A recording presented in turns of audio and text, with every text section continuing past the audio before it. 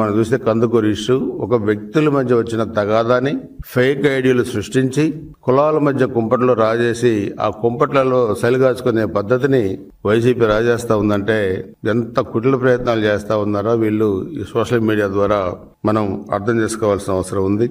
అందుకే ఈరోజు రాష్ట్రంలో మీకు ఎవరి పట్ల గౌరవం లేదు, ముఖ్యంగా మహిళల పట్ల గౌరవం లేదు.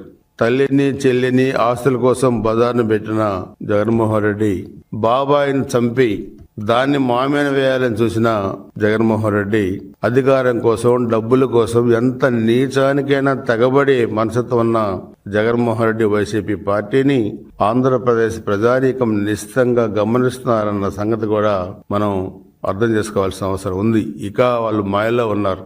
కుటుంబం మధ్య చిచ్చు పెట్టాలా, వ్యక్తుల మధ్య చిచ్చు పెట్టాలి, ప్రాంతాల మధ్య చిచ్చు పెట్టాలా, వ్యవస్థల మధ్య చిచ్చు పెట్టాలి.